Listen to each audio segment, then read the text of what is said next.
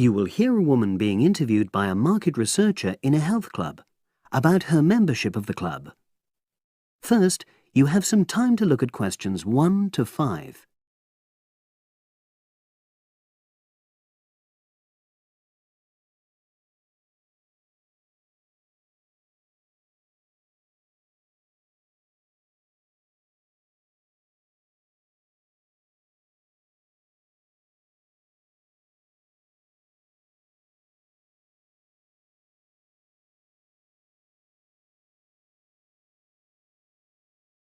You should answer the questions as you listen, because you will not hear the recording a second time. Listen carefully and answer questions 1 to 5. Oh, excuse me. I wonder if you'd have the time to take part in some market research. What's it about? About this club and your experiences and opinions about being a member. It'll take less than 5 minutes. Oh, OK then, as long as it's quick. Can I start by taking your name? It's Selina Thompson. Is that Thompson? Yes. Okay, great. Thanks. And what do you do for a living? Well, I'm an accountant, but I'm between jobs at the moment. I understand. But that's the job I'll put down on the form. And would you mind my asking which age group you fall into? Below 30, 31 to 50, and above? Over 50, I think we can safely say. Great, thanks. And which type of membership do you have? Sorry, I'm not sure what you mean. Do you mean how long? No, is it a single-person membership? Oh, right, no, it's a family membership. Thanks. And how long have you been a member? Ooh, let me see. I was certainly here 5 years ago, and it was probably 2 to 3 years more than that. Shall I put down 8? Oh, I remember now. It's 9, definitely. Sorry. No problem. I've got that. And the last question in this first part is, what brought you to the club? Sorry? How did you find out about the club? Did you see any ads? Well, I did actually, but I have to say I wasn't really attracted to the club because of that. It was through word of mouth. So you were recommended by a friend? Actually, my doctor. I'd been suffering from high blood pressure, and he said the club was very supportive of people with that condition, so I signed up. Great, thanks. Before you hear the rest of the conversation, you have some time to look at questions 6 to 10.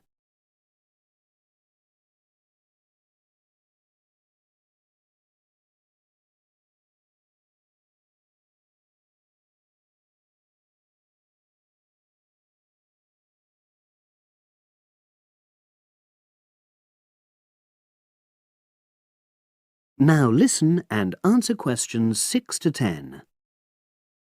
Now, for the second part of the form, I want to ask a bit more about your experience of the club. Sure. How often would you say you use the club?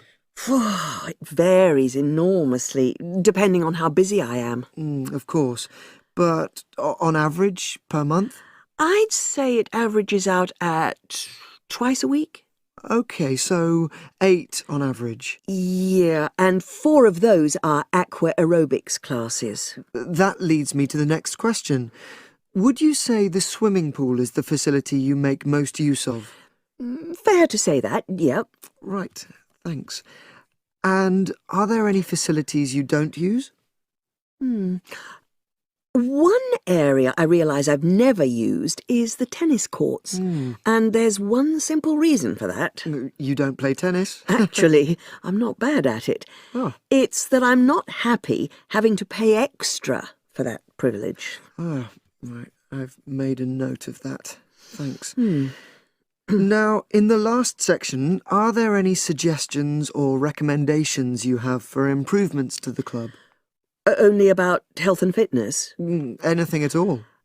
Well, I'd like to see more social events. It isn't just a question of getting together for games or classes, but other things, you know. Yes, sure. And another thing that I was thinking when I had my yoga class in the gym last night, we were all sweltering in the heat, was that I think they should put in, well, you know... Air conditioning. That's exactly what I mean. The rooms are really light and well designed, but they do need proper installations. Sure. Well, I've made a note of that. Good. So, is there anything else you'd like to suggest? About quality of service, for example? Oh, everyone's very nice here. They couldn't be more friendly and helpful. Oh, but I tell you what, it's a shame the restaurant isn't open in the evening on Saturday, and Sunday as well, for that matter. Oh. So, the club should... Open it later on those days. OK. Well, thank you very much. That's all the questions I have. That is the end of part 1. You now have half a minute to check your answers.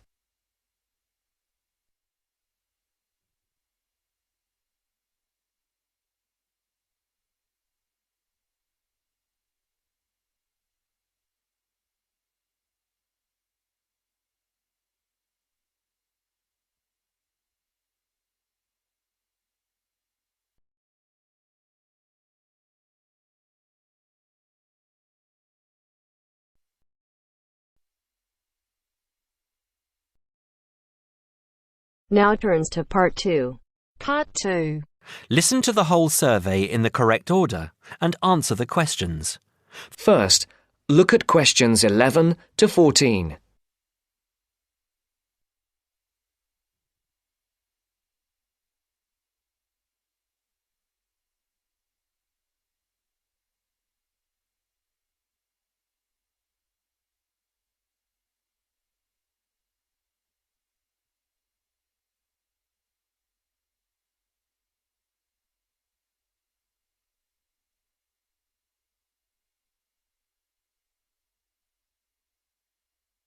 Listen carefully. Excuse me. Good morning. We're students from St Anne's School and we're doing a class survey. Have you got 5 minutes to answer a few questions? I suppose so. What are the questions about? About spending habits, people's attitudes to money and what they spend money on. Well, yes, OK, but only 5 minutes. Thank you. OK, first of all, if you don't mind answering, what income band are you in? You just need to say low, average or high. Oh, that's difficult to say. I don't know how much everyone else makes. I'm certainly not poor, but I'm not rich either. Certainly not after I've paid all my bills. Shall we say in the middle then? Yes, I think so. And how much money do you feel you have to spend? You said that you have to pay a lot of bills. Yes, I feel that I don't have very much. I earn quite good money, but it doesn't feel like that most of the time. I guess everyone would like to have a bit more money, though. OK, so what do you spend most of your money on? Well, most of it goes on monthly expenses. I've got a big mortgage on my house, and my children's school fees are very high. After I've paid for gas and electricity and water, and all the insurance on the house and my car, I don't have much left. I like taking my wife out to a nice restaurant once a month, but I don't very often buy clothes. Oh, and I collect radios. Old radios. That's my hobby. And how do you usually pay for the things you buy? I use my debit card for most things these days. I have 2 credit cards, but I don't like using them. I prefer to pay for things immediately. Otherwise, I feel I'm getting into debt.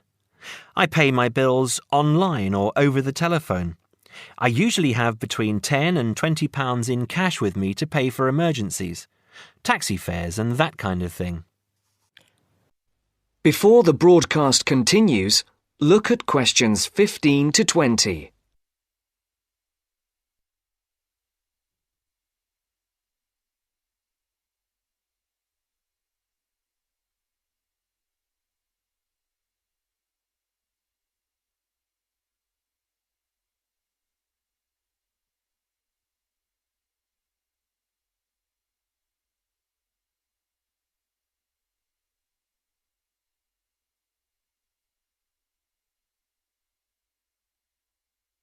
You will now listen to the second part of the talk.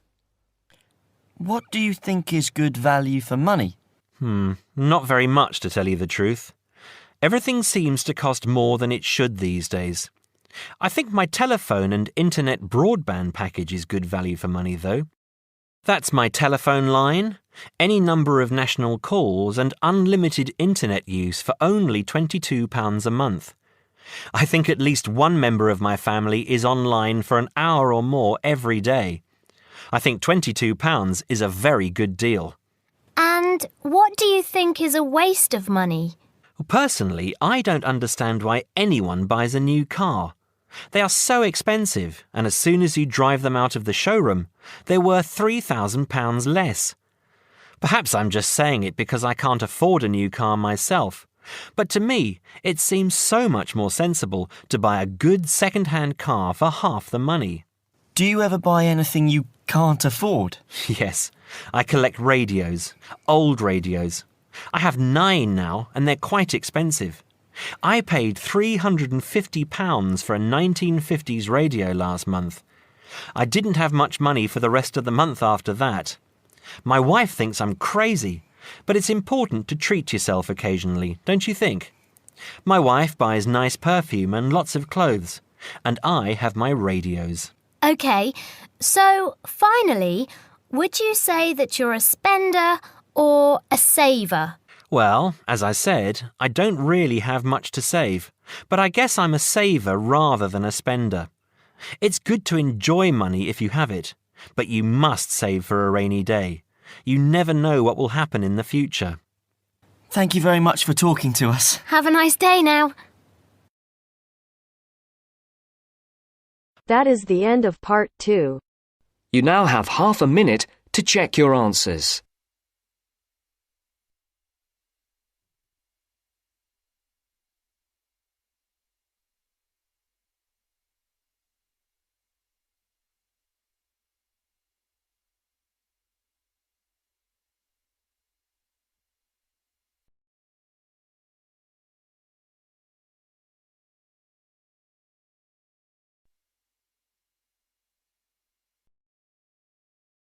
Now turns to part 3. Part 3. You will hear 2 students talking about a class assignment about wild bird rescue and rehabilitation. First, you have some time to look at questions 21 to 25.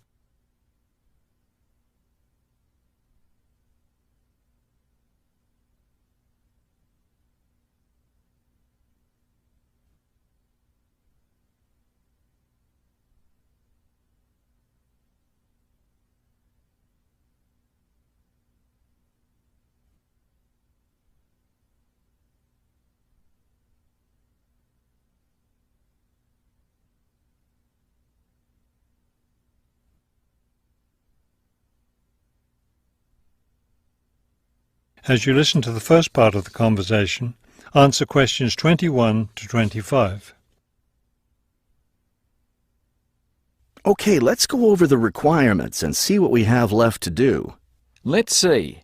We have to give the professor a written summary of the information we've gathered on our topic, wild bird rescue and rehabilitation. The other written thing we have to turn in is a case study of the rehabilitation of one bird. We have the information on that already. Right. All we have to do is write it up. What about charts and graphs? Do we need to include something like that? I don't think so. They aren't really relevant, but we do have to turn in a list of the resources we used. Naturally. What about videos? I heard some of the other students were doing that. Well, I guess that must be optional, because I don't see it on the requirements list. Okay, we should start planning our class presentation, since that counts for half the grade. We've looked at lots of sources of information, but I think our best source was the interviews we did with the wildlife rehabilitators. Agreed. That and the journal articles. I think we have enough information from those 2 sources for the presentation anyhow. The books we looked at weren't all that helpful. I wonder if we should try to bring in some live birds for the presentation. That would be too difficult, don't you think? But we have lots of photos of rehabilitated birds. We can show those.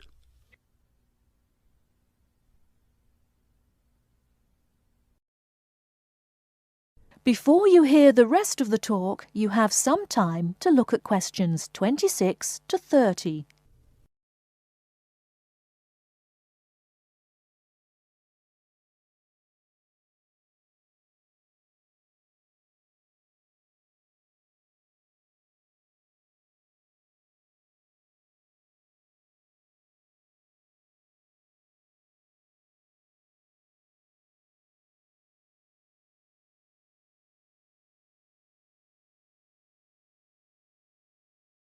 Now listen and answer questions 26 to 30. Now listen and answer questions 26 to 30. Right. OK, I think we should start by talking about how to rescue a bird. Probably first we should help people understand which birds need rescuing. Yeah, that's really important. Because a lot of times people see a baby bird that's all alone, or they find a bird sitting on the ground and they think it needs to be rescued. And usually those are just baby birds learning to fly.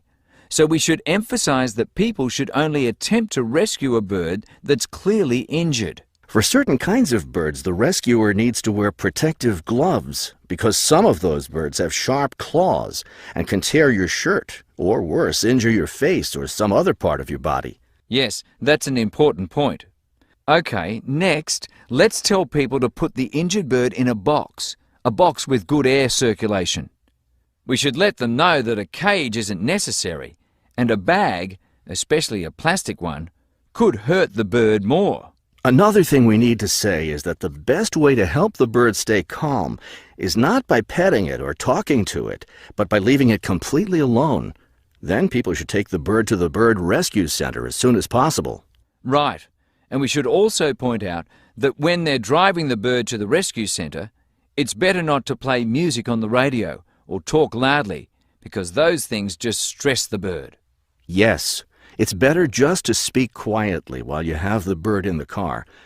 Okay, we've got that part covered. Next we should talk about what happens at the rescue center.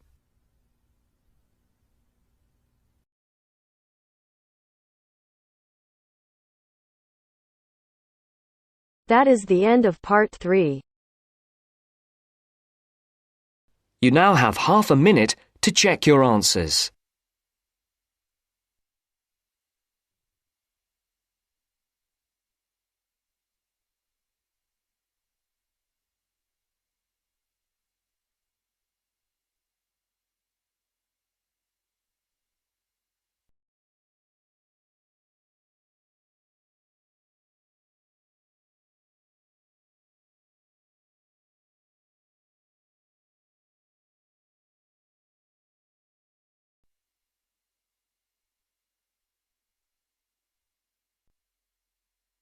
Now turns to part 4.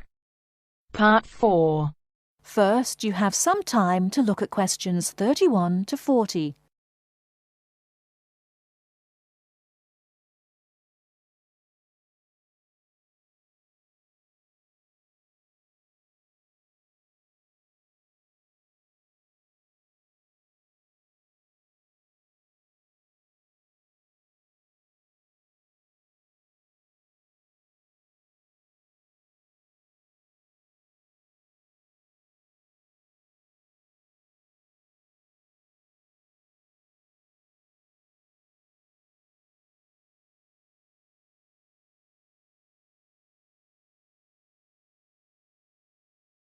Now listen carefully and answer questions 31 to 40. In today's lecture on international trade, I'm going to look at the issue of protectionism. I'll start off with a definition of protectionism and then go on to look at the methods countries have used to protect their economy.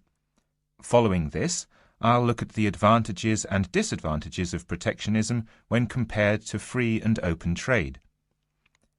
So let's define protectionism.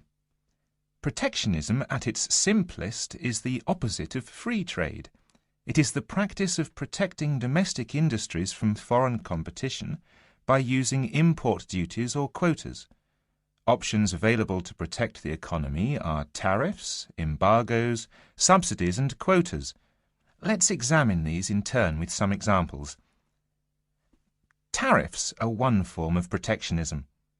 It is a tax which is applied to imported goods, but not to home-produced goods. The idea is to make the imported goods more expensive than the home-produced ones, so that consumers buy home-produced items. An ongoing example of protectionism via tariff is between Britain and the USA. Britain buys most of its bananas from Commonwealth countries, largely in the Caribbean. However, the USA owns banana plantations in South America. In 1999, Britain refused to buy bananas from South America, so the US government put tariffs on some British-produced goods.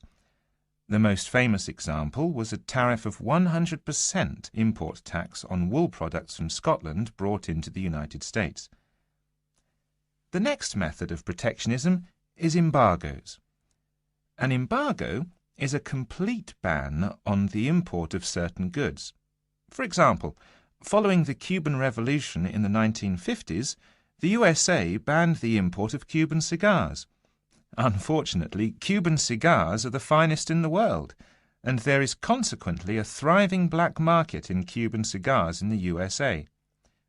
As we can see in the example, embargoes can lead to a black market, or unofficial economy, if people want the goods badly enough. Subsidies are a way governments support industries at home with money or tax breaks in order to allow them to compete better with foreign companies.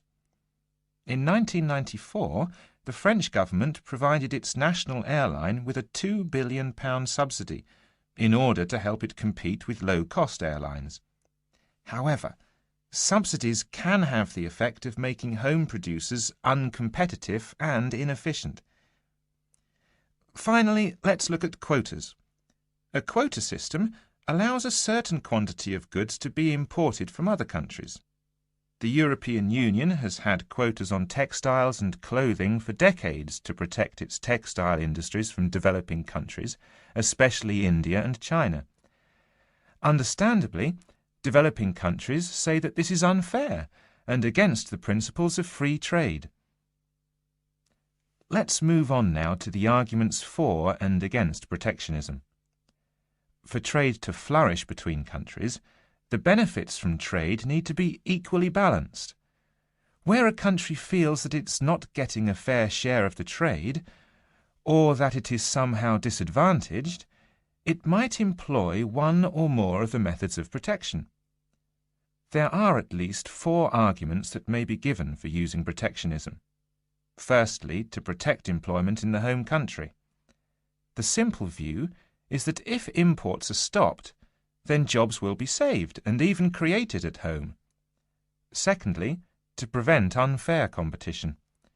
It is often said that developing countries have the advantage of cheap labour costs in their countries, and that they use this to undercut the price of the same goods produced in richer nations. A tariff might be applied to even out this imbalance. Thirdly, to protect new industries. A new industry, particularly one in a developing country, might not be able to compete with long-established industries elsewhere. Tariffs and quotas give new industries the chance to build up production to the point where they can compete. Fourthly, to raise money. Tariffs were once used as a way of raising revenue for the government. In modern countries, they are now seldom used for this purpose, as the damage to trade often outweighs any immediate benefits. Now for the arguments against protectionism, which are perhaps simpler to summarize. Although trade restrictions might help a country for a short period of time, their overall effect is a negative one. Restrictions affect the flow of trade, and the more countries employ restrictions, the less trade can flow. In the long run, no one benefits from trade restriction, because if one country puts restrictions on another country, the other country then puts their own restrictions on the first country. This affects the first country's exports, and as the country finds it difficult to export goods, then unemployment is the result.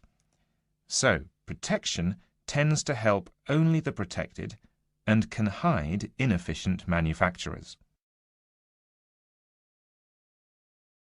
That is the end of part 4. You now have half a minute to check your answers.